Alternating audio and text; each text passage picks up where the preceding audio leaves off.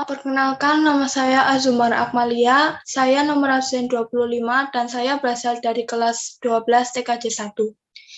Di sini saya akan membahas mengenai sejarah perkembangan teknologi informasi dan komunikasi di Indonesia. Sebelumnya teman-teman, kalian pernah nggak sih membayangkan gimana jadinya dunia tanpa adanya teknologi?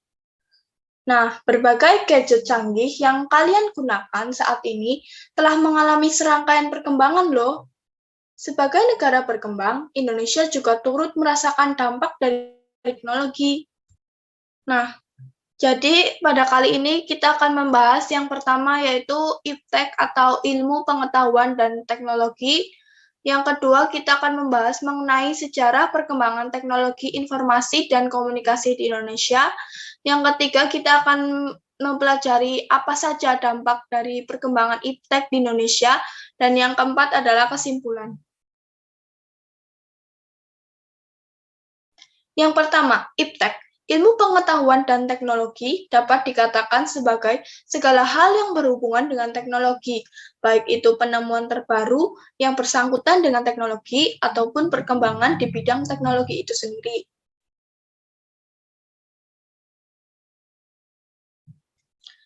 Untuk perkembangan teknologi informasi dan komunikasi di Indonesia dibagi menjadi 5, yaitu mulai dari satelit, telepon seluler, televisi, komputer dan internet, dan teknologi 4G. Berikut penjelasannya. Yang pertama, satelit.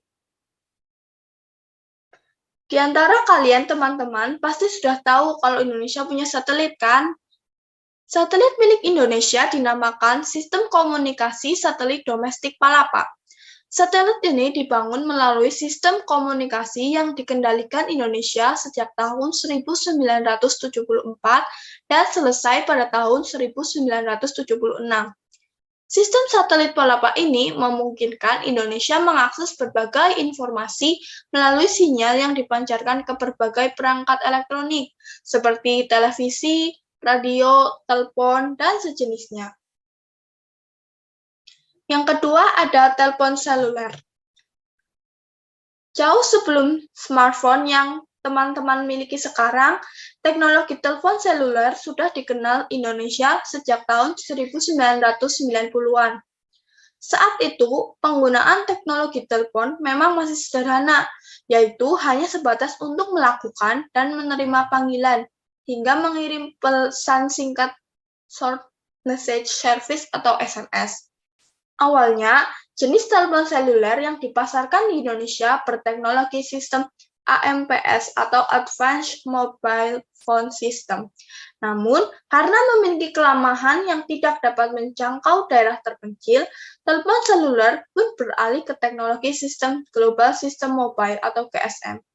Penggunaan GSM terlihat dari banyaknya stasiun pemancar sinyal seluler Base Transceiver Station atau BTS yang didirikan di daerah terpencil di Indonesia.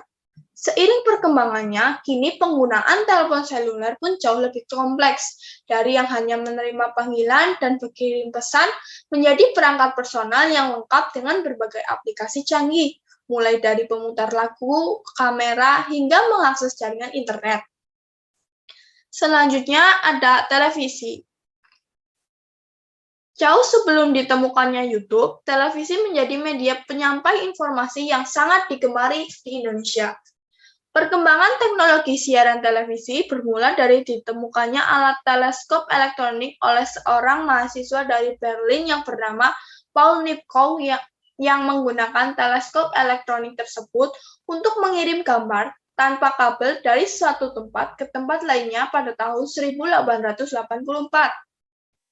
Di Indonesia, televisi diperkenalkan tahun 1962 dengan siaran televisi Republik Indonesia atau yang kita kenal sebagai TVRI yang kemudian mengalami perkembangan yang sangat signifikan dengan munculnya beberapa televisi swasta yakni RCTI, SCTV, TPI, ANTV, TV7, Global TV, dan masih banyak lagi yang lainnya. Next, ada komputer dan internet. Pada tahun 1990-an, perkembangan iptek di Indonesia ditandai dengan diperkenalkannya sistem teknologi informasi berupa jaringan internet. Internet memanfaatkan jaringan berbagai komputer yang terhubung secara langsung atau online.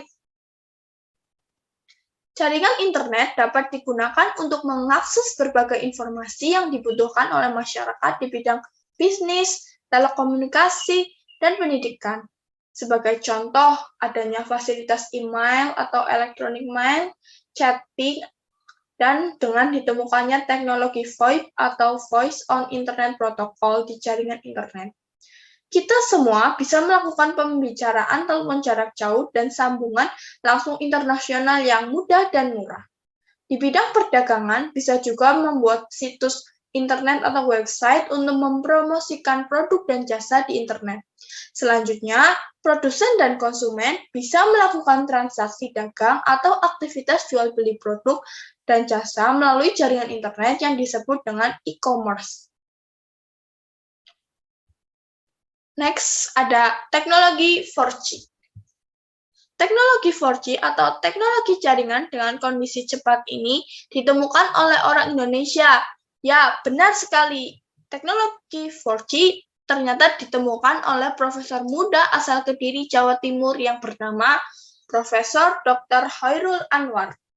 Di Indonesia, nama Profesor Chairul Anwar mungkin tidak terlalu terkenal, namun siapa sangka beliau begitu terkenal di Jepang dan negara lainnya. Profesor Chairul Anwar, lulusan dari Teknik Elektro ITB tahun 2000, ini melanjutkan studi di Nara Institute of Science Teknologi Jepang. Saat berkuliah di Jepang, Chairul Anwar menemukan teknologi jaringan internet yang lebih cepat dari teknologi 3G.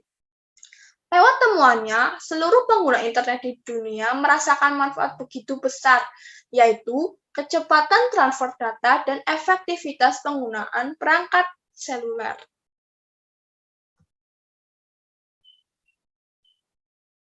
Selanjutnya, kita akan membahas dampak iptek di Indonesia.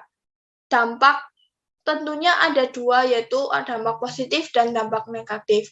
Untuk dampak positifnya yaitu dapat memberikan berbagai kemudahan, mempercepat dan mempermudah proses informasi dan distribusi dalam kegiatan ekonomi, menambah efektivitas dan efisiensi dalam interaksi sosial masyarakat, meningkatkan di bidang produksi, menambah pengetahuan dan wawasan, perusahaan atau industri dapat menjual produknya lebih luas lagi, bersaingnya harga barang di pasar global, meningkatnya kualitas pendidikan. Adapun dampak negatifnya yaitu munculnya kejahatan baru khususnya cybercrime, berkembangnya sifat konsumtif, hilangnya budaya tradisional, menumbuhkan kecenderungan sikap antisosial, dan munculnya hoaks atau berita bohong dan disinformasi. Jadi kesimpulannya, secanggih apapun teknologi suatu saat nanti, attitude kita tetap yang utama. Kita harus bisa memilah informasi yang berguna bagi kita, dan jangan sampai terbawa dampak buruk kemajuan iptek. Sekian dari saya, kurang lebihnya saya mohon maaf yang sebesar-besarnya. Wassalamualaikum warahmatullahi wabarakatuh.